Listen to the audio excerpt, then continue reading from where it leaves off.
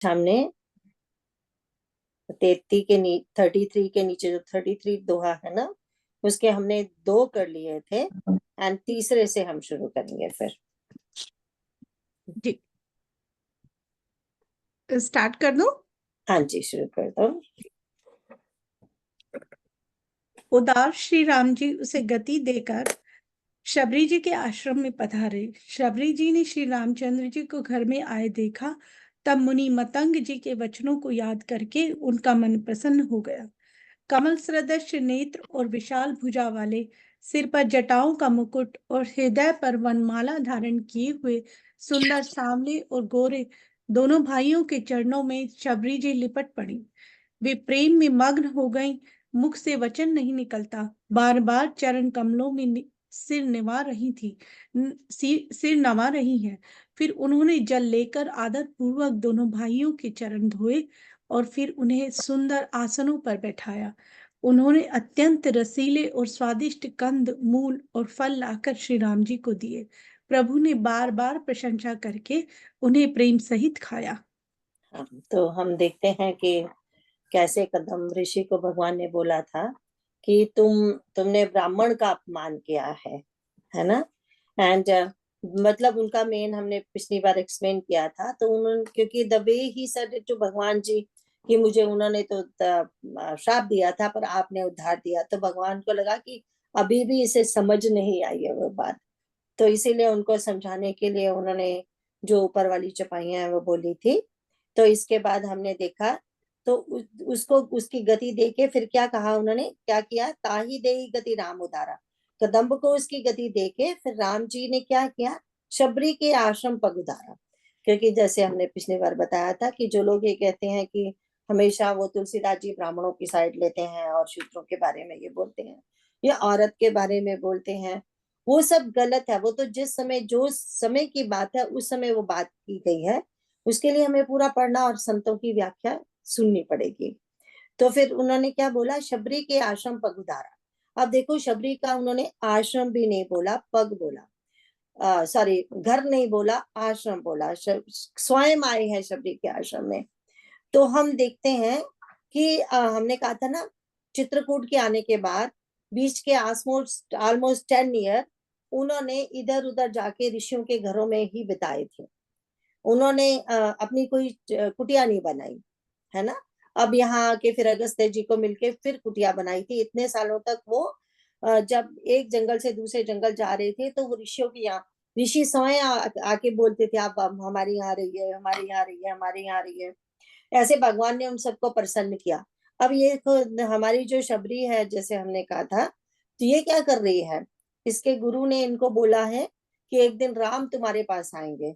तो क्या करती है, स्वामी तेजोमयानंदा जी के एक बार प्रवचन सुने थे तो वो बहुत हंसा रहे थे। सर क्या होता है, मतलब बुजुर्ग हो गई हैं वो, रोज रास्ता साफ कर रही हैं, रोज फल फूल लेके आती हैं भगवान के लिए, रोज आसन तैयार रखती हैं।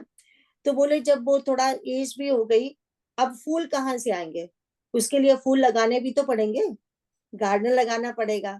फल कहाँ से आएंगे, या नेचर में होते भी है तो कुछ तो अपने को भी लगाने पड़ते हैं। हम आम का पेड़ लगाते हैं, आड़ू का लगाते हैं, अमरूद का लगाते हैं। इंडिया में हम कितने ऐसे पेड़ अपने हाथों से लगाते हैं।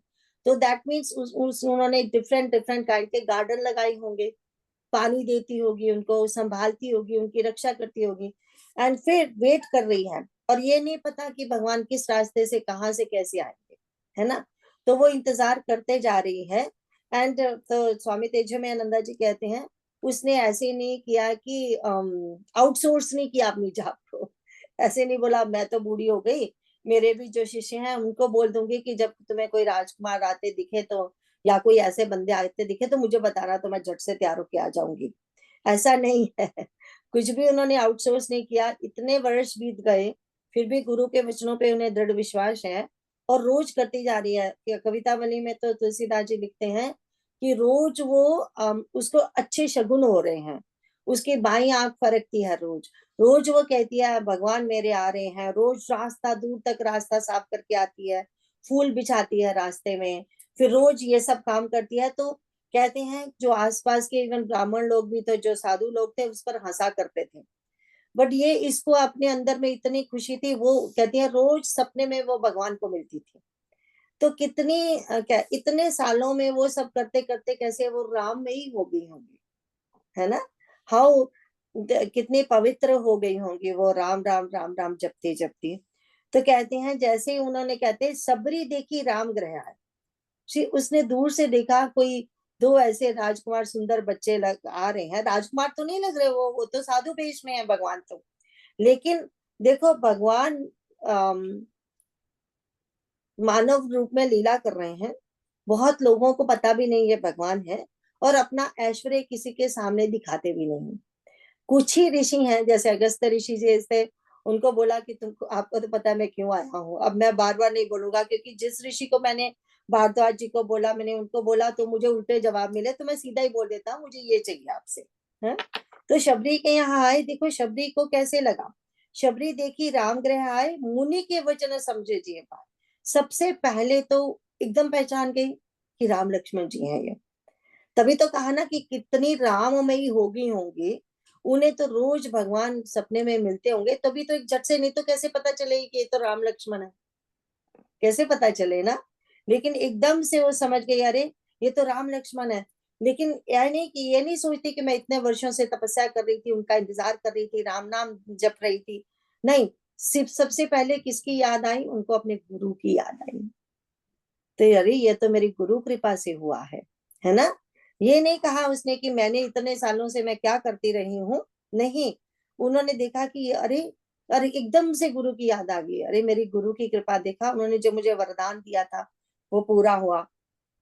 तो कहती हैं आम, तो उसके बाद वो कहती हैं क्या देखा उसने, सरसिज लोचन बाहु विशाला जटा मुकुट सिर उर बनमाला।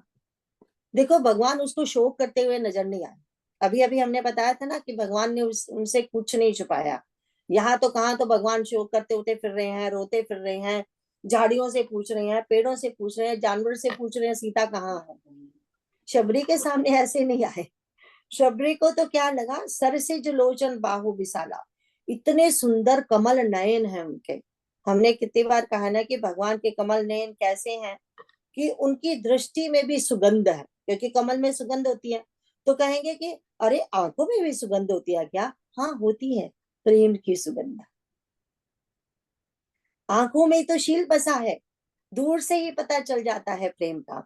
तो वो जो कमल की जो सुगंध है, वो जो इनकी आंखें जो कमल है, इनकी आंखों से वो प्रेम की सुगंध है ना। सुगंध आ रही है, सुगंध नहीं, सुगंध आ रही है। तो उसके उसके बाद कहते हैं अब देखो, जैसे और उनकी आंखें कैसे पवित्र हैं, जैसे कमल, कमल की लोचन पवित्र हो, कमल पवित्र होता है। एंड देन फिर वो जैसे कमल में एक और क्वालिटी क्या होती है, सुंदर होता है। जैसे भगवान की आंखें सुंदर है कमल की तरह, एक और फिर क्वालिटी होती है वो असंग होते हैं, है ना। वो रिमेम्बर अपने पानी से कीचड़ से संग रहता है। तो वो ये सारी क्वालिटी भगवान के आंखों में है, उनको दिख रही है। फिर वो कहती हैं कि और फिर क्या देखा उसने, जटा मुकुट। अब देखो जटाओं का उन्होंने ऐसे जूड़ा बनाया हुआ है, बट इनको क्या नजर आया, मुकुट नजर आया, क्राउन नजर आया, कि अरे ये तो जटाओं का क्राउन इटसेल्फ, भगवान को आर्टिफिशियल क्राउन की जरूरत नहीं है, स्वयं जटाएं उनकी क्राउन बनी हुई हैं, क्योंकि वो साक्षात उनका ऐश्वर्य देख सकती है ना।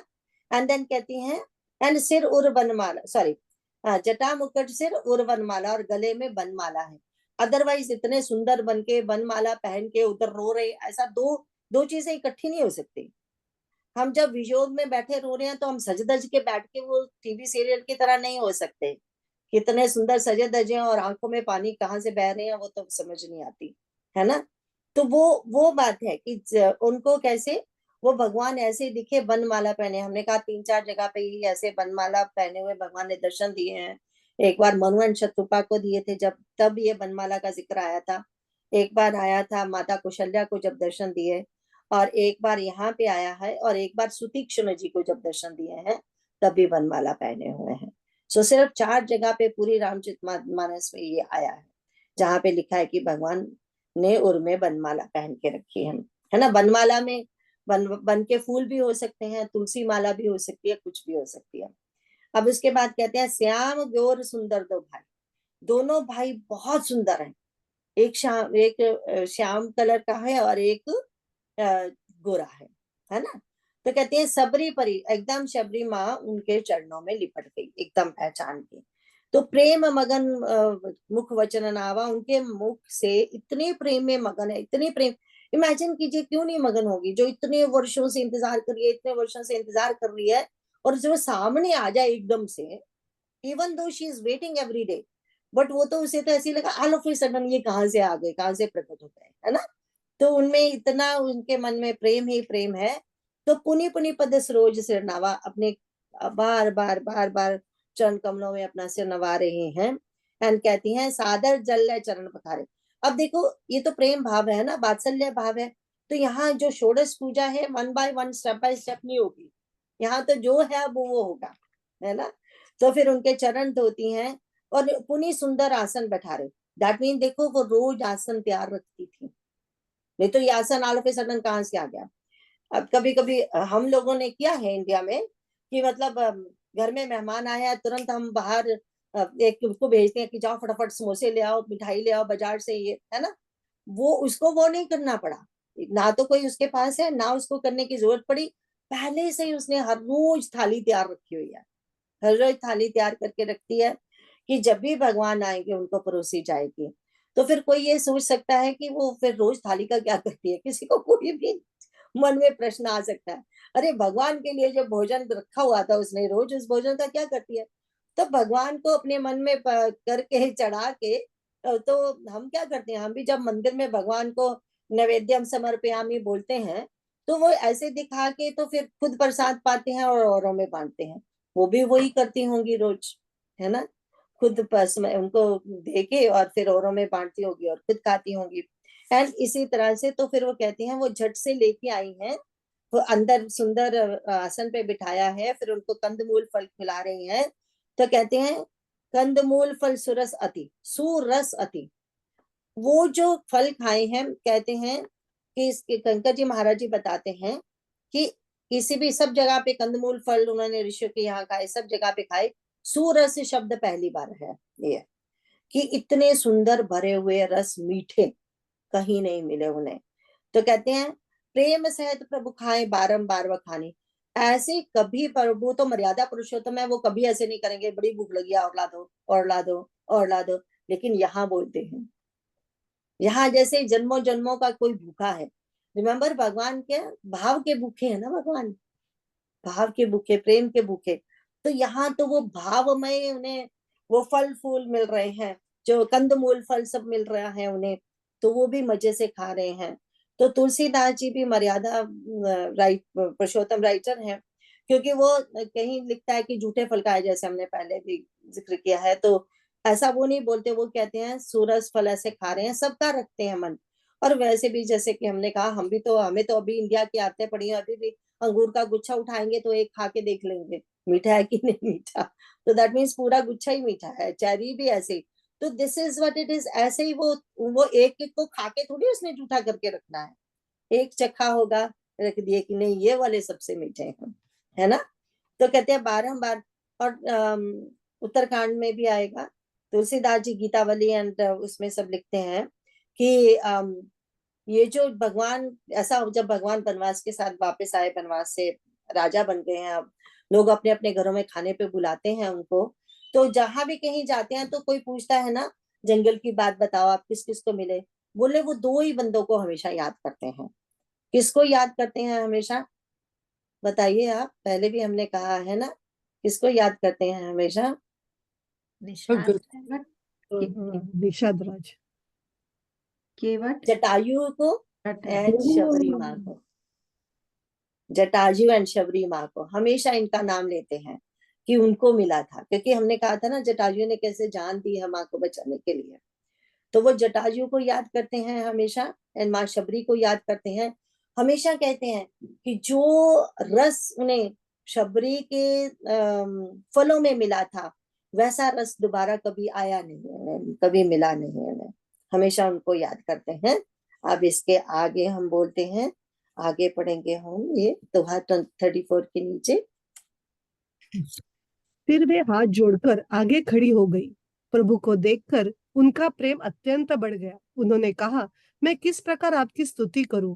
मैं नीच जाति की और अत्यंत मूढ़ बुद्धि हूँ, जो अधम से भी अधम है। स्त्रियां उनमें भी अत्यंत, और उनमें भी है पापनाशन। मैं मंद बुद्धि हूँ। श्री रघुनाथ जी ने कहा, हे भामिनी, मेरी बात सुन। मैं तो केवल एक भक्ति ही का संबंध मानता हूँ। जाति पाति कुल धर्म बढ़ाई धन बल कुटुंब गुण और चतुरता, इन सब के होने पर भी भक्ति से रहित मनुष्य कैसा लगता है, जैसे जलहीन बादल शोभाहीन दिखाई पड़ता है। मैं तुझसे अब अपनी नवधा भक्ति कहता हूँ, तू सावधान होकर सुन बंद और करो। में धारण कर। पहली भक्ति है संतों का संग, दूसरी भक्ति है मेरे संग जरा में प्रेम। इंदु को म्यूट कर दो। हाँ, तीसरी थैंक यू। तीसरी भक्ति है अभिमान रहित होकर गुरु के चरण कमलों की सेवा। और चौथी भक्ति यह है कि कपट छोड़कर मेरे गुण समूहों का गान करे। मेरे राम मंत्र का जप जाप और मुझ में दृढ़ विश्वास, यह पांचवी भक्ति है जो वेदों में प्रसिद्ध है। छठी भक्ति है इंद्रियों का निग्रह, शील, अच्छा स्वभाव या चरित्र, बहुत कार्यों से वैराग्य और निरंतर संत पुरुषों के धर्म आचरण में लगे रहना। यहाँ तक पढ़ते हैं, क्योंकि वो हमने पिछले में खत्म करना था ना, चौथे दिन बाद। ओके बेटा। तो हम देखते हैं क्या कहते हैं। अब ये हाथ जोड़कर खड़ी हो गई और भगवान के सामने, जैसे कि हमने कहा था ना, षोडश षोडश उपचार पूजा की जाती है, उसमें भगवान की स्तुति भी होती है। बट इनको तो कुछ समझ नहीं आ रहा। एंड कितना भी महान क्यों ना हो, हमने बड़े बड़े ऋषियों को भी देखा, वो भी यही कह रहे हैं कि हमें नहीं पता आपकी स्तुति कैसे करें, सब भूल जाते हैं उस समय, है ना। तो ये भी कहती हैं, ये तो कहती हैं कि खड़ी होगी कि मैं आपकी स्तुति कैसे करूं। एक तो नीच नीच बुद्धि वाली हूँ और अत्यंत मूढ़ हूँ। जहां मेरा जन्म हुआ वहां तो कोई पढ़ाई लिखाई का तो कोई मतलब ही नहीं वहां पे, और मैंने ना कभी ये सब पढ़ा है। तो बोले कि मैं कैसे करूं आपकी स्तुति। तो कितना सुंदर भगवान जी ये कहती, मैं तो अधम से अधम हूँ और पाप नाशनी हूँ, मंद बुद्धि वाली हूँ। अब भगवान को लगता है कि मेरी इतनी प्रिय भक्त और अपने आप को अधम बता रही है, ये तो नहीं चलेगा, है ना। एंड फिर कहते हैं, हे भामनी। भामनी शब्द यूज करते हैं हम के लिए। भामनी का एक मतलब होता है बहुत सुंदर, और भामनी का हमें पता है क्या मतलब है। जैसे हमने जब भागवत पढ़ा था, स्वामी तेजोमयानंदा जी ने भागवत का मतलब हमें समझाया था ना, तब उन्होंने कहा था भा से होता है सूर्य, दैट मीन प्रकाश। भा का मतलब होता है हमेशा प्रकाश। तो जब वो कहते हैं भामनी, तो उनका कहने का मतलब है तुम तो अपने आप में ही प्रकाशित हो। जो तुम कह रही हो मैं नीच हूं, मैं मंद बुद्धि की हूँ, मूढ़ हूँ, ये कैसे? तुम तो भामनी हो, तुम तो इतनी तेजस्वनी हो कि आसपास के माहौल को भी तेजस्वनी बना रही हो, उसको भी तेजस्व दे रही हो। तो अब कहते हैं, क्या बोलते हैं कि सुनो, मेरा किसी से रिश्ता होता है, सिर्फ भक्ति का रिश्ता होता है और कुछ नहीं। जो भी हम फिर से दोहरा देते हैं कि जो कहते हैं कि उन्होंने ब्राह्मण के बारे में ऐसा बोला, शूद्र के बारे में ऐसा बोला, कुछ नहीं। भगवान स्वयं बता रहे हैं मेरा रिश्ता किससे है और संसार का रिश्ता कैसे बनता है। तो वो कहते हैं मेरे साथ तो रिश्ता क्या होता है, मानो एक ही भक्ति का नाता, प्रेम का नाता। फिर उसमें तो चाहे पशु पक्षी क्यों ना हो, किसी भी योनि का क्यों ना हो, 84 लाख योनियों में किसी योनि का भी कोई हो सकता है। अगर मेरे साथ किसी का नाता है, वो सिर्फ प्रेम का नाता है ना। एंड के फिर उसके बाद वो बताते हैं संसार में नाते कैसे जुड़ते हैं। एंड ये भगवान की वाणी है, ये हमेशा ही रहेगा। हम कहेंगे संसार के लोग ऐसे हैं ऐसे हैं, अरे ये तो संसार है ही, माया का संसार है। वी हैव टू बी सावधान, हमें किससे कैसा रिश्ता जोड़ना है। भगवान स्वयं यहाँ पे बता रहे हैं कि संसार में रिश्ता कैसे जुड़ता है। या तो हम उनसे रिश्ता जोड़ रहे हैं और उनके निभाते मर जाए सारी उम्र, या फिर हम अपना रिश्ता अपने से करें, सबसे व्यवहार भी रखना है। किसी को ऐसा छोड़ने को थोड़ी बोल रहे हैं भगवान।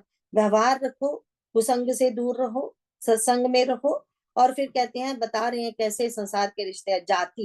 जाति में हम लोग पहले तो ये बोलते हैं ब्राह्मण क्षत्रिय शूद्र वैश्य, वो जाति का रिश्ता। या फिर हमारा होता है कि अरे मैं गोवन हूँ, मैं पंजाबी हूँ, मैं हिमाचली हूँ, मैं साउथ इंडियन। अपना उस प्रांत का रिश्ता, उसमें भी हम प्राइड रखते हैं। एंड फिर पाती होती है स्टेटस का रिश्ता, एक स्टेटस के ये लोग होते हैं उनमें दोस्ती होती है ना। पहले जाति वालों से दोस्ती, फिर पांति में सेम स्टेटस वालों से दोस्ती, क्योंकि उनका जो जैसा बंदा होता है, अब कोई सत्संग वाला है तो उनकी दोस्ती सत्संग वालों से ही होगी ना, उन्हीं के साथ उठेंगे बैठेंगे वो। तो पांति का मतलब होता है स्टेटस के साथ दोस्ती।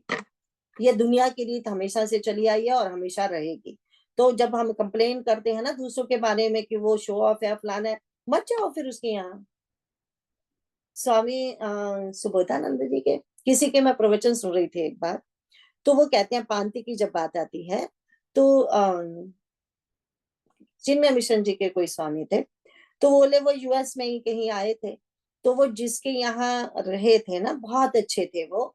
तो नेचुरली जब भगवान आते हैं, जब आते हैं ये संत लोग, इनको भिक्षा के लिए बुलाया जाता है ना, तो बोले कि मुझे भिक्षा के लिए कहीं बुलाया, और जिनके यहाँ मैं रहा था उसको बोला कि उनको भी साथ लेके आना।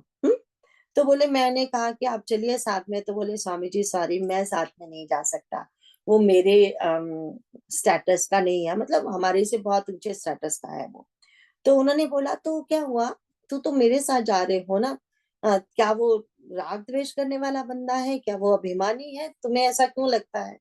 तो बोले नहीं नहीं, उसमें कोई दुर्गंध नहीं है, पर जब मैं उसके घर पे जाता हूँ मैं अपने आप को छोटा समझने लगता हूँ। कोई जरूरी नहीं है उस स्टेटस वाले का नेचर वैसे होगा, हमारा नेचर कैसा है। हम जब किसी का घर, किसी का वो सब देखते हैं तो हम अपने आप को छोटा समझना शुरू कर देते हैं। वाई, क्यों?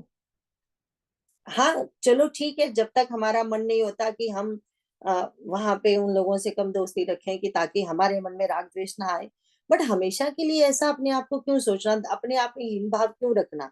दैट मीन हमें जब एक बार मन में भक्ति आ जाएगी, मैं भगवान का, भगवान मेरे हैं, फिर छोटे बड़े का मतलब ही नहीं। जिसको आना है, जिसको बुलाना है बुलाए, जिसको आना है आए, कोई बुलाएगा तो चले जाएंगे, कोई आएगा तो बहुत खुशी से आए। तो वो फिर उन चीजों से मतलब है, फिर स्टेटस का कोई मतलब नहीं, राइट। फिर कुल, कुल तो होता है, देखो जब कुल की बात आती है, ध्यान से सुननी अब बात, तो हम किस कुल से पैदा होते हैं उसी से हमें संस्कार मिलते हैं, जो एक बहुत अच्छी बात भी है। अब आप देखिए सुंदरकांड, जैसे मैंने बोला सुंदरकांड सुंदरकांड सुंदरकांड, सब कुछ है उसमें। सुंदरकांड में इवन हनुमान जी बोलते हैं उसको, रावण को, रावण तुम अपने कुल को देखो, तुम किस कुल में तुम पैदा हुए हो, तुम ये मामूली राक्षस नहीं है हो, तुम्हारे तो परदादा स्वयं ब्रह्मा जी हैं, तुम्हारे दादा पुलस्त्य ऋषि हैं, तुम्हारे पिता विशर्वा मुनि हैं, तो तुम किस कुल से पैदा हुई हो, अपने कुल को पहचान के सात्विक बनो। तो कुल का अभिमान डिपेंड करता है, अगर हमें सात्विक अभिमान है तो वो अच्छा है, लेकिन अगर हम ये कहें कि मैं तो उस राजा के कुल का हूं, मैं तो राजा हूं, आप सब मेरी प्रजा हो, तो नहीं चलेगा, है ना। या मैं पैसे वाला हो गया तो अब नहीं चलेगा, तो वो कुल का मतलब है ना। कुल को हम कैसे लेते हैं। अब धर्म, धर्म की बात जब आती है तो धर्म के पीछे तो सारी दुनिया के झगड़े होते हैं, उसमें ज्यादा कुछ बोलने की जरूरत नहीं। अब बड़ाई, बड़ाई का मतलब ये कि जो लोग बहुत पॉपुलर होते हैं इस संसार वाले, उनसे दोस्ती करना चाहते हैं। ऐसे ही पता नहीं मैया जी ने बोला था, कहा था कि देखो कोई कोई एक्टर आया है, कोई भी आया जो बहुत पॉपुलर है, प्लेयर भी हो सकता है, कोई भी हो सकता है, अगर किसी के घर में कोई आए तो हम बड़ा आगे हो के उसके साथ फोटो खिंचाना चाहते हैं हम भी, ठीक है। लेकिन अगर किसी के घर में संत आता है, समझो हमारे मैया जी भी आते थे, तो लोग शर्माते थे उनके साथ बैठना या करना, शर्माते हुए इन बैड वे नहीं, I am not talking about bad way right now, उनके अंदर अपने मन में झिझक होती है एक, तो उनके मन में एक सत्संगी के पास, एक संत के पास जाने के लिए झिझक है। बट अगर कोई वैसा बंदा आ गया तब झिझक नहीं, तब तो फोटो खिंचानी है, उसको तो पता भी नहीं हम है कौन नहीं। हमारे अपने घर पे इतनी बड़ी वो फोटो लगा के रखी है कि वो देखा मैंने उसके साथ फोटो खिंचाई। तो तो वो बात है बड़ाई। लोग किसके साथ दोस्ती करते हैं, जो मशहूर बंदे होते हैं, है ना, जिनको जो पॉपुलर है बहुत। धन तो पता ही है, जिसके पास धन है उसके तो सारे दोस्त हैं। एंड बल, बल का भी होता है जो बली है, जैसे इसमें तो हर प्रकार के बल आ जाते हैं ना, शारीरिक बल, धन बल, सब प्रकार का बल आ जाएगा। तो नेचुरली जो जिसमें ये गुण भी होगा वो उसके सारे दोस्त बनना चाहेंगे, है ना। फिर परिजन, अपने अपने परिजनों के साथ सब कोई रखना चाहता है, जो अपने सगे संबंधी हैं, जैसे हम बोलते हैं। गुण, गुण मीन्स सपोज कोई बहुत अच्छा गाता है ना, बहुत अच्छा भजन अगर किसी को फिल्मी गाने पसंद है तो जो फिल्मी गाने बहुत गाता है उसको तो जरूर अपनी पार्टी में बुलाया जाएगा। अगर हम कीर्तन वाले हैं, कोई बहुत अच्छा कीर्तन करता है तो उसके साथ तो जरूर दोस्ती करनी है, अपने घर बुलाना है, ढोलकी बजवानी है, वो करवाना है, कीर्तन करवाना उससे। तो तो कहने का मतलब ये कि किसके साथ ये दुनिया दोस्ती करती है, किसे रिश्ता है, तो वो हो गया गुण की बात। अब चतुराई, जो लोग चतुर होते हैं उसके साथ भी सब दोस्ती करना चाहते हैं, क्योंकि चतुर लोग, सपोज कोई बिजनेस में चतुर है, कोई खेलने में चतुर है, चतुराई किसी चीज में भी हो सकती है ना। सो सब दोस्ती बनना चाहते हैं उसकी, क्योंकि भाई मेरा भी फायदा होगा इसके साथ। इन द एंड हर कोई अपना फायदा देखता है, और ये 10 प्रकार के लोगों से सब कोई दोस्ती करना चाहता है ना। ये बात भगवान जी ने बताई। बट भगवान कहते हैं ये सब चीजें, किसी का कुल बहुत बड़ा हो सकता है, किसी का स्टेटस बहुत बड़ा हो सकता है, धन बल चतुराई सब चीजें उसमें हो सकती हैं, बट कहते हैं भक्तिहीन नर सोही कैसे। अगर उसमें भक्ति नहीं है तो वो कैसे दिखता है, बिना जल बारिद देखो जैसे। जैसे बादल तो आ गए, वर्षा की इतनी जरूरत थी, आए और चले गए, बरसात आज फिर से नहीं हुई, है ना। तो वो बात है कि क्या उन लोगों का ना तो वो खुद का उनका कोई जीवन, जो हमारे थर्ड चैप्टर में भगवान ने बार बार कहा है कि वो ही बंदे अच्छे हैं जो सबके लिए जीते हैं, सबके लिए करते हैं। बाकी तो चोर हैं जो सिर्फ खा के अपने लिए ही करते हैं, है ना। तो वो कहते हैं ना भगवान जी, third chapter is so important.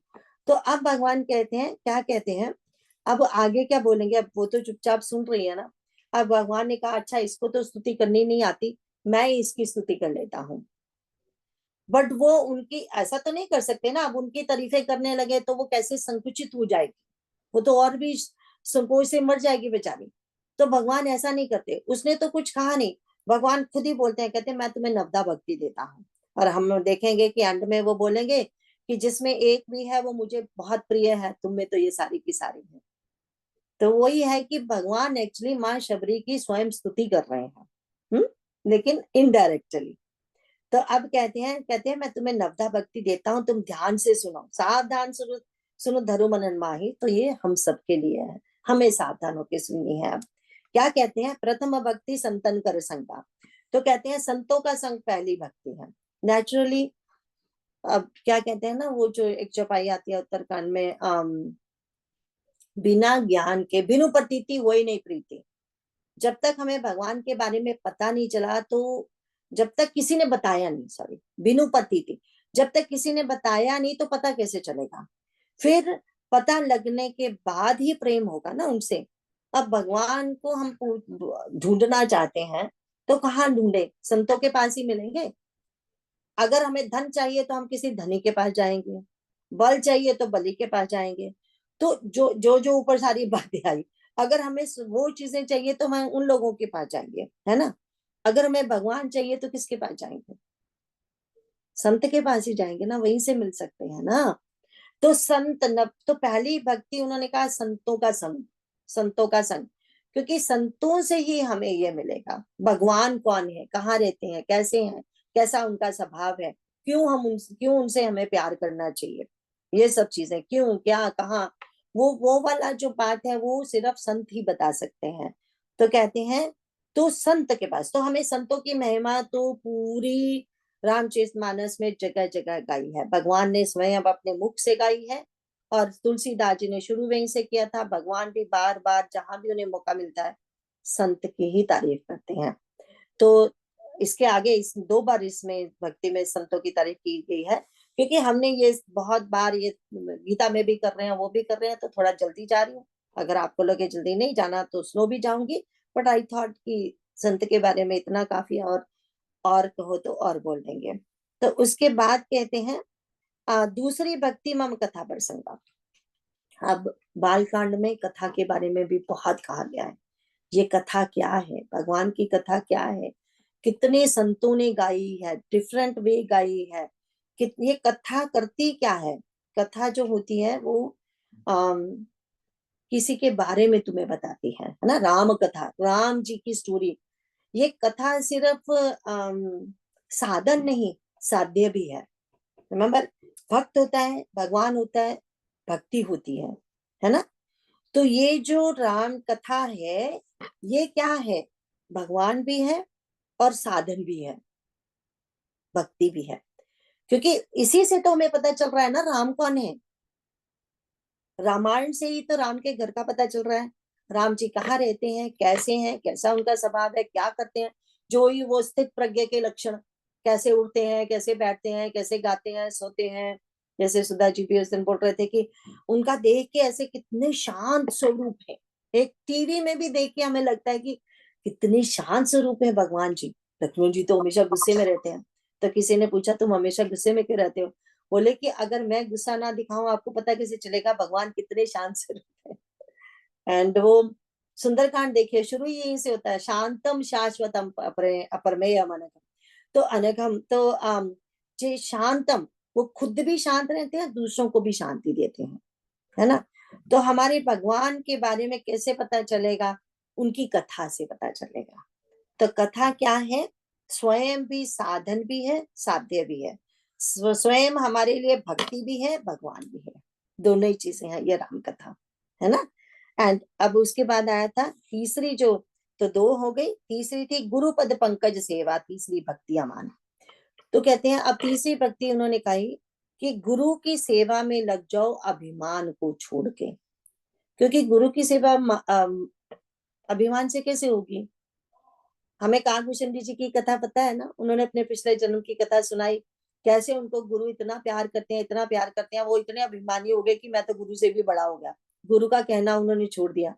तभी तो गुरु का जब अपमान किया, शिव जी की पूजा में बैठे हैं, तो शिव भगवान ने उन्हें श्राप दे दिया, है ना। तो गुरु ने ही छुड़ाया।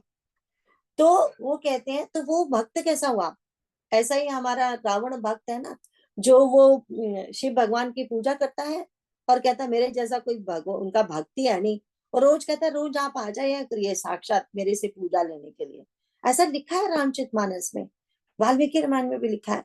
वो ब्रह्मा जी को बोलता था वेद पढ़ने जो जरूरी है रोज, तो आप आया करिए रोज, जरा वेद का पाठ करके जाया करिए मेरे घर। एंड शिव जी भगवान को बोलते हैं मैं रोज आपकी पूजा करता हूँ, लेकिन आपको साक्षात आना पड़ेगा मेरी पूजा लेने के लिए। तो ऐसा था रावण। तो वो भी एक भक्त है। भगवान तो आशुतोष है ना, वो तो खुश करते रहते हैं, चलो कोई बात नहीं, ये ऐसा भक्त है, ये चाहता है मुझे मैं साक्षात आऊं तो मैं साक्षात आ जाता हूँ। कोई शिवलिंग की पूजा करके खुश है तो वो ठीक है, अगर ये चाहता है कि तुम स्वयं आओ तो मैं स्वयं आ जाता हूँ। सी, भगवान तो आशुतोष है, खुश रखते हैं, खुश रहते हैं। तो कहते हैं गुरु के पद सेवा। अब गुरु पद सेवा में क्या आता है? अब देखिए कि हमारे लिए मैया जी भी हमारी गुरु थी, रहेंगी अभी भी। उनका शरीर भी चला गया, उनकी सेवा कैसे करें हम? ये सब करके जो वो कहती थी, जो वो चाहती थी, क्या चाहती थी वो? अपने लिए थोड़ी चाहती थी क्योंकि मेरे आके पैर दबाओ तुम। वो ये चाहती थी कि भगवान का नाम जपो और अपना उद्धार करो, भगवान का नाम जपो अपना उद्धार करो, यही चाहती थी ना वो। तो यही हम कर रहे हैं। सारे गुरु एक्चुअली यही बोलते हैं। ओम स्वामी जी कहते हैं कि मैंने अपना सत्य ढूंढ लिया, मैं तुम्हें रास्ता दिखा रहा हूँ, तुम अपना सत्य ढूंढो, बस यही चाहता हूँ मैं, और कुछ नहीं चाहता तुम लोगों से। तो वो बात है कि गुरु तो बस यही चाहता है। तो गुरु की सेवा करने का मतलब यही है, उनके कही वाणी को आचरण में लाना, उनकी कही वाणी को आचरण में लाना, ये है गुरु सेवा। तो ये गुरु सेवा इस तरह से की जाती है, ना कि अरे हम तो वहां रह के उनकी सेवा करें। तो वहां रह के क्या सेवा करेंगे? जैसे हम स्वामी जी कहते हैं मैं तो 2 रोटी खाता हूँ, तो तुम 2 रोटी, तो मुझे कोई जरूरत नहीं, हफ्ते में एक बार मैं अपनी कुटिया की सफाई करवाता हूँ, मुझे कहते किसी की जरूरत नहीं है, मैं स्वयं कब भी कर सकता हूँ। तो कहने का मतलब ये कि हाउ इम्पोर्टेंट दैट गुरु सेवा को समझ लेना चाहिए। ये जो हमारी शबरी है, ये तो साक्षात गुरु सेवा मूर्ति है। अब ये देखो, ये अपनी कहानी बाद में अंत में भगवान को सुनाएगी कि कैसे ये जंगली ट्राइब्स की, एक्चुअली राजा की पुत्री थी, शादी होने वाली थी, तो शादी में दावत में बहुत जानवरों का कत्लेआम किया गया, बिकॉज खाना बनाना था शाही। तो खूब जानवर मारे गए। तो इनको इतनी घृणा होगी, घर से भाग गई कि मुझे ये सब नहीं करना। तो अब ये जाके यहाँ मतंग ऋषि जी के आश्रम के पास रहती हैं, और फिर क्या करती हैं, क्योंकि शबरी है ना, वो ब्राह्मण है, तो उनको वो कष्ट नहीं देना चाहती कि मैं तो शबरी हूँ, कहाँ इनके पास कैसे जाऊं। तो वो उनको पता है कि 4 बजे उठ के मेरे गुरु, मतलब ये जो हमारे मतंग ऋषि जी हैं, ये जाते हैं नीचे सरोवर को नहाने के लिए। एंड फिर वो क्या करती हैं, 3 बजे उठ के पूरा रास्ता साफ कर देगी सरोवर तक का। हाँ, फिर वो सारे फल फूल लाके रख देगी, सारा लकड़ियां उसने सारे दिन में इकट्ठी की होती हैं यज्ञ की, वो रख देंगी। तो तभी तो उनको लगा ना कि ये कौन सेवा कर रहा है। बोले कि दुनिया में ऐसा कोई नहीं होता कि इतनी सी सेवा करे ना तो वो ज्यादा करके दिखाएगा। अरे हम तो अपने बच्चों के भी बोलते हैं, कैसी लगी, अच्छी लगी ना, मैंने बनाई थी, मैंने बनाई गिफ्ट से। तो वो मतलब हम ये बार बार बताना चाहते हैं, किसी फ्रेंड के यहाँ कुछ लेके गए तो हम सबको बताएंगे कि ये मैं बना के लेके आई, ये मैं बना के लेके आई, अच्छा लगा आपको, अच्छा लगा आपको। तो वो ये क्या है, दिखावा ही हुआ ना। शबरी ऐसी नहीं है, वो सच में सेवा कर रही है, वो है रियल सेवा। वो कभी शो भी नहीं अपने आप को। गुरु ने एक दिन देखा कि ये सब रोज इतना काम कौन कर रहा है, अपने शिष्यों से पूछा, वो बोले हम तो नहीं कर रहे महाराज, तो कौन कर रहा है। तो फिर उनको जब पता चला, उन्होंने देखा शबरी कर रही है, तो बहुत वो पकड़ लिया उसको। तो वो डर गई, पर वो बहुत प्रसन्न हुए। तो उन्होंने उनको अपना शिष्य बना लिया, अब उसकी सेवा कबूल कर रही कि ऐसे तो मेरे शिष्य जो इतने वर्षों से साथ रह रहे हैं वो भी नहीं है, इतना सा काम करके दिखाते हैं, और तुम इतने दिनों से ऐसे सेवा करती जा रही हो, असली सेवादार तो वही होता है। तो वो सो हमारी जो शबरी है, ये तो साक्षात गुरु सेवा की मूर्ति है, इसका साधन ही यही है, गुरु सेवा। अब जो गुरु ने जो बोल दिया वो ही करते जा रहे हैं। तो अगला हमने पढ़ा था, चौपाई पढ़ ली थी, दूसरा हम देख लेते हैं। तब ये पढ़ा था, मंत्र जाप मम दृढ़ विश्वासा। अब 3 बातें हो गई। पहले क्या था, सत्संग करिए। दूसरा क्या था, मेरी कथा। दूसरी रति रति मेरी कथा में तुमको प्रेम हो, क्योंकि जब तक कथा में प्रेम नहीं होगा तो भगवान की पहचान कैसे होगी, है ना। और कथा में विश्वास भी होना चाहिए। हम ऐसा ना हो कि हम आधी बातों पे विश्वास करें, आधी बातों पे ना करें, तो वो भी पूरा विश्वास नहीं हुआ ना। एंड फिर उसके बाद कहते हैं कि गुरु की सेवा करनी है। अब चौथी भक्ति, मम गुणगण करें कपट तजिगान। मेरे सॉरी, वो चौथी भक्ति ये थी, मंत्र जाप तो 5वां है। चौथी भक्ति में उन्होंने कहा था कि अब चौथी भक्ति ये है कि कपट छोड़कर मेरे गुण समूहों का गान कर। ठीक है, अब कपट छोड़कर गान करें। भगवान को कपट छल छिद्र नहीं भाता, वो हमेशा ये कहते हैं। अब कपट छल छिद्र क्या है, कपट, पट मैंने होता है कपड़ा, कपट जो हम अपने दोषों को ढकने के लिए कपड़ा ओढ़ लें, उसको कपट हो गया। कपट मीन हम अपनी जो छिद्र कौन से होते हैं, काम क्रोध लोभ मोह मोह अहंकार, ये माया, यही हमारे छिद्र है ना, जिससे हमारे सात्विक गुण ऐसे बह जाते हैं। तो वो उनको भगवान कहते हैं मुझे वो भाते नहीं, तुम जैसे हो वैसे मेरे सामने आ जाओ, है ना। अगर कोई छिद्र भी है तो लेके आ जाओ सामने, तो भगवान अपने आप उन छिद्रों को सी देंगे, ठीक कर देंगे। तो भगवान कहते हैं कि कपट छोड़कर मेरी भक्ति, मेरे गुणों का गान करो। अब हम कभी कभी भगवान के गुणों का गान करते हैं, हम देखते हैं, अपने कई बार सत्संग भी होता है, एक जना जो लेके बैठ जाए माइक, तो फिर वो माइक ही नहीं छोड़ेगा, दूसरे को भजन करने का चांस ही नहीं देगा। तो वो तो कपट वाला भक्ति हुई। ऐसा कैसे, क्वालिटीज तो वो होती है कि इतने सारे हम बैठे हैं, हम हर कोई गाना चाहते हैं, तो एक एक की सबकी बारी आनी चाहिए, सबको मौका मिलना चाहिए, है ना। हमारे जैसे कोई सुनना ही चाहते हैं तो उनको सुनने दीजिए, बट लेकिन ये नहीं कि मेरे हाथ में माइक आ गया तो फिर मैं बड़े शो ऑफ से गा रही हूँ, ऐसा नहीं है। वो उनका मतलब है कि चौथी भक्ति कपट छोड़कर मेरे गुणों का गान करना। और कई बारी हम कहीं ये ना हो, हम इसको अपनी जीविका ही बना लें कि जहां जाएं फिर हम चाहें कि हमें हमें अब लोग गिफ्टें भी दें, हमारा सत्कार करें, हमारे लिए ये करें ये करें, कहीं उसमें न फंस जाएं हम, है ना। ये मतलब है उनका। तो उसके बाद आता है मंत्र जाप मम दृढ़ विश्वासा, मेरे नाम का मंत्र। वे कहते हैं मेरे जो नाम का मंत्र है, वो वेद क्या कहते हैं कि भगवान के नाम का मंत्र ही सबसे बढ़िया चीज है। हमको पता है कि मंत्र बोलते किसे हैं। मंत्र कौन होता है? जो मन के त्रास हर ले, उसको मंत्र कहते हैं। जो हमारे अंदर के दुखों को खत्म करते हैं, उसको मंत्र कहते हैं। हमारे सारे त्रास हर ले। तो भगवान कहते हैं कि मेरे नाम का जो मंत्र करना है, कैसे करना है? एक तो प्यार होना चाहिए, एक दृढ़ विश्वास होना चाहिए। अब ऐसे संत लोग कहते हैं कि संत ने की वाणी सुन रही थी, तो उन्होंने बोला कि किसी ने मुझे बोला कि अरे मैं तो इतने इतने 1 घंटे में इतनी माला कर लेता हूँ। तो बोले, मैंने उसको बोला, इसमें तो कोई ना प्राउड वाली बात है ना खुशी वाली बात है। इसका मतलब है तुम ऐसे ऐसे ऐसे ऐसे बोलते जा रहे हो, रटते जा रहे हो, ना तो तुम प्यार से कर रहे हो, ना तुम उसको समझ रहे हो। तुमको यह है कि मुझे इतनी माला करनी है बस। बोले जो मंत्र भी पढ़ना है तो प्यार से एंड आराम से पढ़िए। ये भी नहीं कि बहुत धीरे की नींद आ जाए, और ये भी नहीं कि इतनी जल्दी इतनी फास्ट की पूछो ही ना, उसका रस ही ना आए। रस लेके मंत्र जाप करना है ना। तो स्वामी तेजोमयानंदा जी का मैं पढ़ रही थी, तो स्वामी तेजोमयानंदा जी कहते हैं एक्चुअली मंत्र जाप करना सबसे मुश्किल है। कैसे कथा करनी कर सकते हैं हम, कीर्तन कर सकते हैं हम, लेकिन अगर कोई कहे इतनी माला बैठ के तुम्हें करनी है, वो सचमुच मुश्किल है। बिकॉज वो सटल है, सूक्ष्म है। अब हम करें हरे राम राम राम हरे हरे बोलते जा रहे हैं, बोलते जा रहे हैं, बट उस समय थॉट्स कहीं और भाग रही होती हैं। मंत्र तो हमारा चल रहा होता है, वो क्यों भाग रही होती है? Because it's hard to concentrate. इसीलिए कहते हैं कि एक जगह पे बैठ के करिए, अपने मंदिर में बैठ के करिए, या वो करके करिए।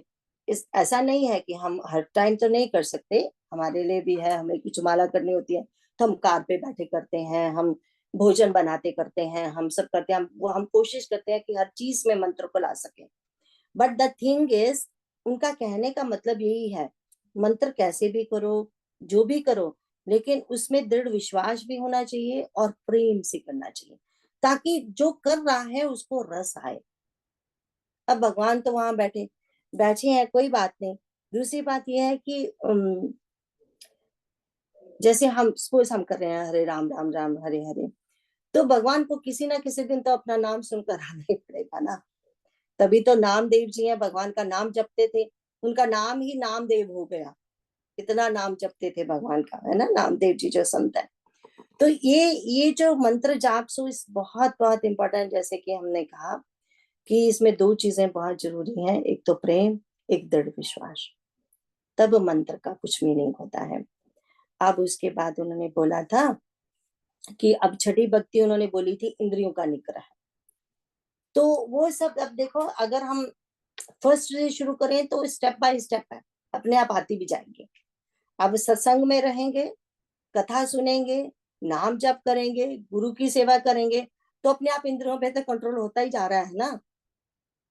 फर्क सिर्फ इतना है कि जैसे हमने वो 16 चैप्टर हम पढ़ते हैं ना, 7वीं क्वालिटी, चाहे ऊपर से शुरू कर लो, अभी हम सत्व समशुद्धि से शुरू होता है, चाहे हम नीचे से शुरू कर लें, एक क्वालिटी को पकड़ लें, धीरे धीरे धीरे धीरे सभी क्वालिटी आती जाएंगी, है ना। इसी तरह ये स्टेप बाय स्टेप, सत्संग पहले जरूरी है, श्रवणम कीर्तनम विष्णु, श्रवण से ही तो होगा ना शुरू। तो फिर स्टेप बाय स्टेप अपने आप ही सब कुछ हमारे अंदर आता जाएगा। अब हम नेक्स्ट वाला शायद पढ़ना है ना, 7वीं वाली। अब हम ये इसको चौथी तक खत्म करेंगे, चौथा तक करेंगे, फिर धीरे धीरे पढ़ेंगे। 7वीं भक्ति है जगत भर को समभाव से मुझ में ओतप्रोत राममय देखना और संतों को मुझसे भी अधिक करके मानना। 8वीं भक्ति है जो कुछ मिल जाए उसी में संतोष करना और सपने में भी पराये दोषों को न देखना। 9वीं भक्ति है सरलता और सबके साथ कपट रहित बर्ताव करना, हृदय में मेरा भरोसा रखना और किसी भी अवस्था में हर्ष और दैन्य विषाद का न होना। इन में से जिनके एक भी होती है, वह पुरुष स्त्री जड़ चेतन कोई भी हो, वो हे भामिनी मुझे वही अत्यंत प्रिय है। फिर तुझमें तो सभी प्रकार की भक्ति दृढ़ है, अतएव जो गति योगियों को भी दुर्लभ है, वही आज तेरे लिए सुगम हो गई है। हाँ, तो यहाँ तक करते हैं। तो 7वीं भक्ति तो हमने देखा था, छठी भक्ति तक इंद्रियों से कंट्रोल, एंड 7वीं भक्ति उन्होंने बोला हर एक जगह पे, हर एक प्राणी में, हर एक चीज में मुझे देखना। तो वो धीरे धीरे, जैसे कि हमने कहा, स्टेप बाय स्टेप आ ही जाएगा। जब हम भगवान को पहले अपने में देखना शुरू करेंगे तो बाकी में भी देखने शुरू हो जाएंगे, है ना। क्योंकि हमने जैसे कहा था कि सब में देखना तब होता है जब पहले अपने अंदर आ जाए। ऐसे दूसरों में नहीं दिखेंगे, दूसरों में तभी दिखेंगे जब पहले अपने अंदर दिखेंगे, है ना। फिर लगेगा कि अरे ये जोत तो सब में जल रही है ना। फिर दिखने शुरू हो जाएंगे। तो भगवान को ये बहुत प्यारा है कि तुलसीदास जी तो कहते हैं ना, राम में सब जग जानी, मतलब राम को देख के सब जगह देख के मैं सबको प्रणाम करता हूँ, हाथ जोड़कर प्रणाम करता हूँ, है ना।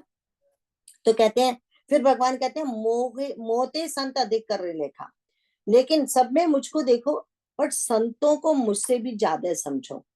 देखो यहाँ से फिर भगवान ने संत से शुरू किया था, फिर से यहाँ पे आ गए कि संत मोते संत अधिक करी लेखा, कि तुम सपने, सॉरी, कहते हैं संतों को मुझसे भी अधिक करके माना। भगवान श्री कृष्ण भी तो ये कहते हैं ना गीता में कि मेरा मिलना तो आसान है, संतों का मिलना बड़ा मुश्किल है। राम सुखदास जी बार बार समझाते भी हैं।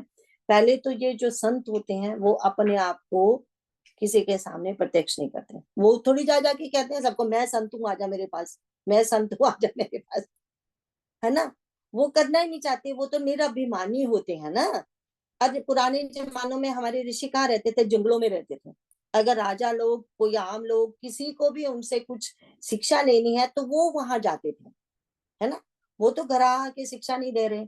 तो तभी स्वामी तेजा में हमने भागवतम हम पढ़ते हैं, शुरू में क्या लिखा था कि ये जो एक दोहा, वहां पे एक श्लोक आता है कि जो भगवान, जिसको जो भागवत भागवत अपने श्रीमद् भागवतम का सुनना ही सबसे बड़ा वरदान है अपने आप में। तो बोले कि अरे ये लोग जो अपनी किताबें छपाते हैं, वो करते हैं, उसके लिए ऐसा बोलते हैं। तो उन्होंने कहा, कौन से ऋषि किताबें छपवा रहे थे? कौन से ऋषि आके तुमको कहानियां सुना रहे थे? हम जाते थे उनके पास भगवान की कथा सुनने के लिए, है ना। वो करते थे। वो तो उनको तो मिल गया सब कुछ। ये जो मंत्र जाप करना, मंत्र सिद्धि करना, ये क्या है? हमने जैसे कहा था कि भारद्वाज मुनि, वो देखो, सब रिद्धि सिद्धि तो उनका, उन्होंने याद किया, आ गई झटपट, कैसे सेवा की। रिद्धि सिद्धियां तो ऐसा बोलते हैं संत कि जितनी साधना तुमसे हो सकती है, साधना की पूंजी बढ़ाओ, साधना की पूंजी बढ़ाओ, साधना की पूंजी बढ़ाओगे तो ये अपने आप सब कुछ आ जाएगा। एक दिन आपके पास इतनी साधना की पूंजी हो जाएगी कि क्या होगा कि आप अपना ही नहीं, दूसरे लोगों का भी, आसपास के लोगों का भी भला कर सकते हो, है ना। तो साधना की पूंजी बढ़ाओ, ये सब संसारिक चीजें तो कुछ मायना नहीं रखती, और ये अपने आप आ जाएंगी, अपने आप आएंगी तुम्हारे पास। तो वो कहते हैं कि अब तो संत लोग, संतों की ही कृपा से तो भगवान मिलते हैं ना। एंड जो कि अभी अभी हमने कहा था, जो जिसके पास होगा वही दे सकता है ना। तो फिर उसके बाद कहते हैं, आठवां जथा लाभ संतोषा, सपने नहीं देखे परतोषा। संतोष, संतोष को भगवान कहते हैं, बहुत जरूरी है। संतोष का हम बार बार करते हैं। हमने संडे की हमारी क्लास में भी संतोष पे बात हो रही थी कि हम चौथा चैप्टर कर रहे थे, तो वहां भी संतोष आता है। हमने देखा है कि संतोष, हमने जब बताते हैं कि स्वर्ग के जो 4 द्वार होते हैं स्वर्ग के, उसमें भी संतोष आता है ना। संतोष आता है, विचार आता है, साधु सत्संग आता है, और क्या आता है, ये शम, शम दम आता है उसमें, शम। तो अब ये संतोष का मतलब तो जैसे वो गीता भी मेंशन कर रही थी, तो हम देखते हैं कि संतोष का मतलब ये नहीं कि हमें अपने कर्तव्य कर्म अच्छे से नहीं करना, ऊपर ऊपर से किया, संतोष कर लिया, नहीं। तभी तो वो कहते हैं ना कि जैसे एक लोभी, भगवान गीता में भी ये बताते हैं ना, जैसे एक लोभी अपने काम करता है सब कुछ छोड़ के, ऐसे ही हमें सारे अपने कर्तव्य कर्म करने हैं। अब एक दुकानदार है, उसने सोचा है कि आज का मेरा गोल है, मैंने $10,000 कमाने हैं, कुछ भी। तो अगर सपोज उसे पहले ही 2 घंटे में कोई इतने बड़े ग्राहक आ गए और 10,000 उसने पहले ही 2 घंटे में कमा लिए, तो वो दुकान बंद करके थोड़ी चला जाएगा। हमें तो लगता है कि हमने थर्सडे में एक बार 1 घंटा रामचरितमानस कर ली तो हो गई, ऐसे थोड़ी होगी। इसके लिए हमें रोज थोड़ा थोड़ा थोड़ा थोड़ा पढ़ना पड़ेगा, संतों का सुनना पड़ेगा, तब होगी ना। तो ये मतलब है कि जहां हमें संतोष करना चाहिए वहां हम करते नहीं, जहां नहीं करना चाहिए वहां करते हैं, है ना। कर्तव्य कर्म करने में हम थोड़ा थोड़ा ढीले पड़ जाते हैं, और जहां हमें कहते हैं अरे भगवान का मैंने इतनी माला कर ली, या मैंने आज ही में 1 घंटा भर मैंने पाठ कर लिया, कुछ भी कर लिया, हो गया मेरा, बस हो गया, है ना, आज का हो गया। पाठ करने के बाद हम यही सोचते हैं 3 माला कर ले, हो गया, शुक्र है भगवान का मेरी माला खत्म हुई। You know, this is how we take our माला। तो कैसे चलेगा। तो वो वहां पे संतोष नहीं करना। अब अगर एक स्टूडेंट को कहें कि अच्छा तुम्हारी बी आ गई है तो कोई बात नहीं बच्चा, संतोष कर लो, सी भी है तो भी ठीक है, नहीं, उसको तो स्ट्राइव करना है ए के लिए। अब फिर बच्चा, हमें पता है, हमें अपने बच्चे का पता है, उसने बहुत मेहनत की, नहीं ए ला पाया, तो रोते हैं वो, तो हम कहते हैं बेटा तूने बहुत मेहनत की, ओके नेक्स्ट टाइम आ जाएगी ना, व्हाट्स ए बिग डील। तो हमें पता है। तो मतलब ये है कि संतोष कहाँ करना, ये हमें समझना चाहिए। एंड उसके बाद आता है सपने नहीं देखी परदोषा। भगवान कहते हैं सपने में भी परदोष नहीं देखने हैं।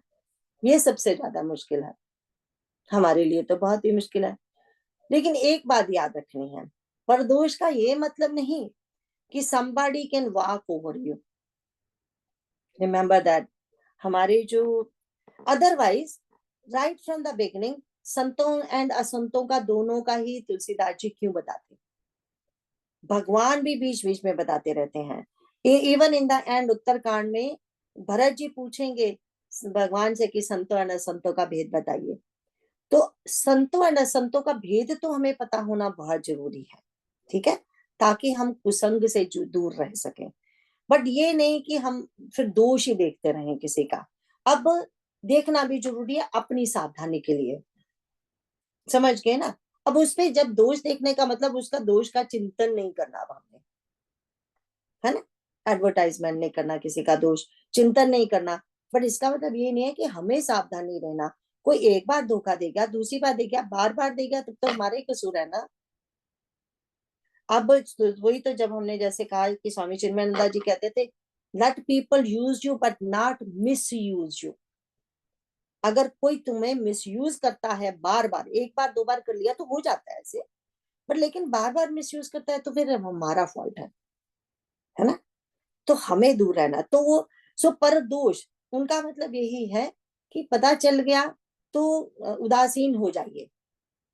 उदासीन होना, उसका चिंतन नहीं करना, बस दूर रहिए, उसका चिंतन मत कीजिए, बस ये है, पर दोष मत देखना, है ना।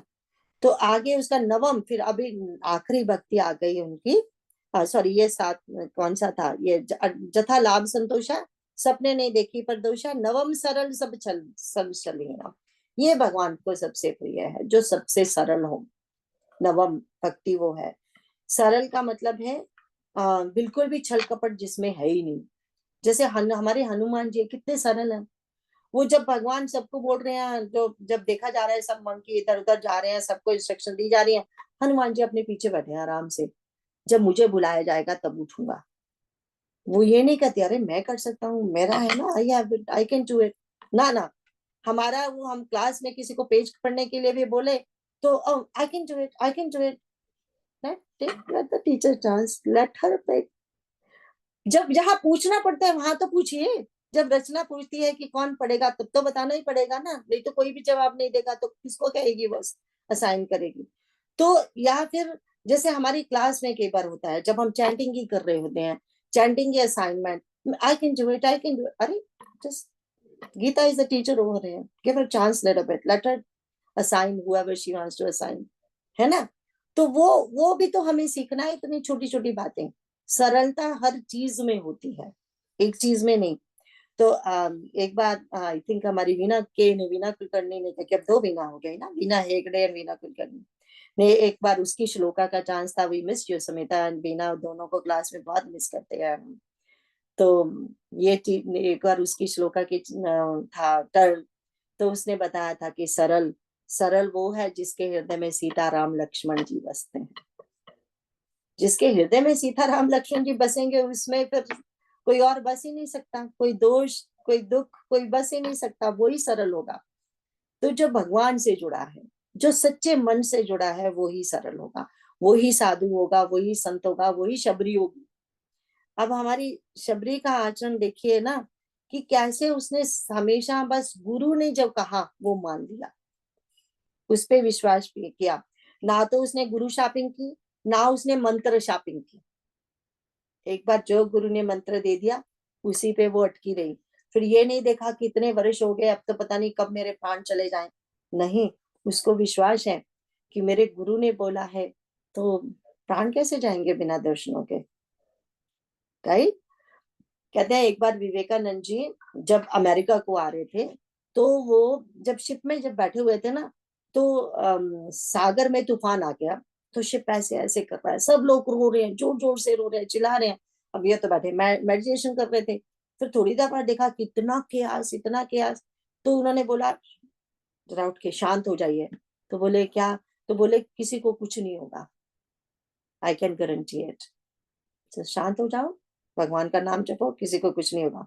और थोड़ी देर बाद अपने आप ही सागर शांत हो जाता है, सब आराम से बैठते हैं। जब वापस आ जाते हैं तो किसी ने एक ने हिम्मत करके पूछा उनसे, आपको इतना विश्वास कैसे था, आप कैसे योगी हो, आपको ये विश्वास था कि हम सब ठीक ठाक पहुंच जाएंगे। ये सब दो बातें है ना। मैंने कहा ये सब शोर मचाने से क्या फायदा होगा। तो जब बोलूंगा शांत होके बैठ जाइए, तो अगर अगर मैंने ये कहा था ना, उन्होंने कहा था ना कि सब हम ठीक तरह से पहुंच जाएंगे। बोले अगर नहीं पहुंचे तो कौन मुझे आगे पूछेगा। अगर पहुंच गए तब तो ठीक है, ठीक है। तो बोले सचमुच यही बात है क्या? बोले नहीं, मुझे मेरे गुरु के वचनों पे विश्वास है, ये गुरु का काम करने के लिए आया हूं मैं। और गुरु ने जब बोला है कि ये काम आपको करना है, तो जब तक गुरु का काम नहीं होता, ये तो गुरु का काम है ना, मेरा थोड़ी है। तो तब तक किसी को कुछ नहीं हो सकता, मेरा वहां पहुंचना होगा, है ना। वो है गुरु का विश्वास, वो है हमारी शबरी, जो इस तरह से विश्वास करती है भगवान के। ये नवदा भक्ति तो भगवान कह देते हैं उसे। तो कहते हैं कि जिस भी नारी पुरुष में, जिस किसी में भी एक भी भक्ति, भगवान कहते हैं ये है, जिसमें एक भी है, वो मुझे अति से प्रिय है। सोई अति से प्रिय भावनी। फिर उसको भावनी बोला, हमने भावनी का मतलब समझ लिया था ना। तो कहते हैं सकल प्रकार भक्ति दृढ़ होए, तेरे में तो ये सारी की सारी हैं। तो कहते हैं जय की कहते हैं अब तुम्हें क्या मिलेगा। देखो शबरी ने कुछ नहीं मांगा, हम जिसके पास भी गए हैं भगवान, सबने कुछ ना कुछ मांगा है। तीक्ष्ण जी ने भी मांगा। क्या मांगते हैं? ऋषि मुनि तो भक्ति ही मांगते हैं ना, बट मांगते हैं। हमारी शबरी ने कुछ नहीं मांगा, तो भगवान स्वयं दे रहे हैं। भगवान कहते हैं कि आज तुम्हें मैं वो दूंगा, तो कहूं आज सुलभ भई सोई। कहते तुम्हें आज वो मिलेगा क्या, जो जोगियों की गति होती है। तो क्या गति दी उन्होंने? ये दी थी मम दर्शन फल परम अनुपा। बोले कि मेरे दर्शन का अनूप फल, अनूप मतलब उसकी कोई उपमा ही नहीं है। जो मेरे दर्शन का फल क्या होता है? बोले क्या होता है? जीव पाव निज सहज स्वरूपा। जीव को अपने निज सहज स्वरूप की पहचान हो जाती है। तो इसको हम कह सकते हैं, यहाँ पे हम भगवान ने उनको सारूप्य भक्ति दी, या कैलव्य भक्ति बोलते हैं जिसको, वो दी, है ना। तो जहां से वापस आना नहीं होता। तो अब ये कहते हैं मम दर्शन फल परम अनुपा, जीव पाव निज सहज स्वरूपा। मेरे दर्शनों का फल एक ही है, जो जीव उसको पा जाता है। किसको? अपने स्वरूप को, जो भगवान 15 चैप्टर में बोलते हैं ममे वांशु जीव लोके जीव भूत सनातना। तो अब पता चल जाता, नहीं नहीं सचमुच मैं भगवान का अंश हूँ, भगवान मेरे हैं, मैं भगवान का हूँ। तब पता चलता है ना। जबकि हनुमान जी का हम बार बार एक एग्जाम्पल हमेशा देते हैं ना, कि हनुमान जी कहते हैं कि जब भगवान ने कहा तू और मैं कौन है, हमारा क्या रिश्ता है, तो वो बोलते हैं ना कि इस जन्म में तो ये मंकी शरीर में मैं आपका सेवक हूँ, आप मेरे स्वामी हैं। हाँ यही रिश्ता है। बोले कि इससे ऊपर, कहते हैं मैं जीव हूँ, आप भगवान हैं, बस इतना ही रिश्ता। बोले नहीं, इससे ऊपर भी कुछ है, आप और मैं एक, देयर इज नो डिफरेंस। सो ये है, ये वो स्वरूप मिला माँ शबरी को बिना मांगे, है ना। तो आज यहीं पे खत्म करें, क्योंकि शबरी माँ का खत्म करने को मन नहीं हो रहा। नेक्स्ट टाइम इसको खत्म कर देंगे। एटलीस्ट हमने नवदा भक्ति तो आज खत्म कर ली। यही बहुत बड़ी बात है।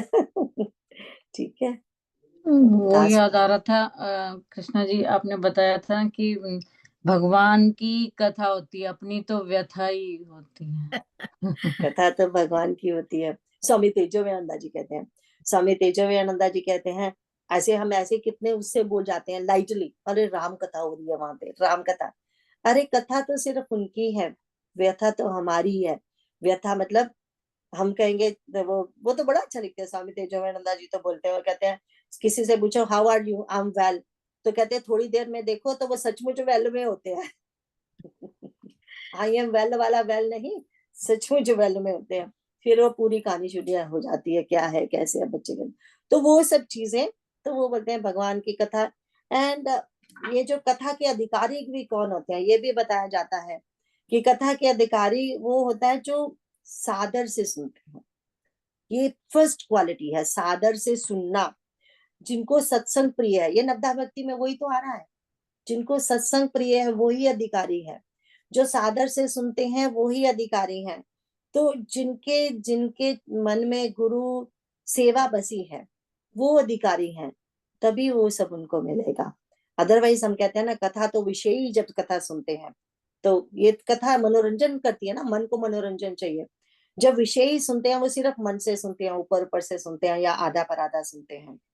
तो कहते हैं जो साधक होते हैं, जो साधक जो इस रास्ते पे अब चल पड़े हैं, वो मन और बुद्धि से सुनते हैं। लेकिन जो सिद्ध लोग हैं, जो सनक सनंदन सनातन आदि हैं, हम देखेंगे उत्तरकांड में बताया है, नारद मुनि जी रोज आते हैं, भगवान का राज्य हो गया ना, एवरीडे नारद मुनि जी आते हैं, भगवान की लीला देखते हैं, फिर जाके ब्रह्मा जी को, वहां देवताओं को सुनाते हैं, सारे उनको इधर उधर बुला बुला के कथाएं सुनते हैं उनसे। तो कथा सुन रहे हैं भगवान, एंड भगवान की कथा सब सुन रहे हैं बार बार उनसे। सनक सनंदन, वहां पे लिखा है सनक सनंदन आदि अपने ब्रह्मानंद को भूल गए, कोई मेडिटेशन में बैठना नहीं चाहता, भगवान की कथा सुनना चाहता है। तो वो लोग कथा कैसे सुनते हैं, वो मन बुद्धि एंड चित्त लगा के सुनते हैं। तो ये कथा का है। तो फिर भी हम थोड़ा सा नेक्स्ट वीक ही करेंगे, आज यही पे खत्म कर देते हैं। Thank you for your time. Last वाला बोले। रामनवमी के अवसर पर हमें नवदा भक्ति मिली है। थैंक नवता भक्ति मिल गई। जय यू माता, कृष्ण जी। हरी कृपा, प्रभु कृपा रही, प्रभु कृपा। लास्ट वाला पहले बोले, फिर कोई प्रश्न हो तो बताइएगा। अर्चना जी आप बोलिए, और सॉरी मैंने आपको पढ़ लिया, जब लास्ट का आपको पढ़ना था, मैं कोई वो बात भक्ति के इसमें मैं सॉरी। नहीं, कोई बात नहीं। बात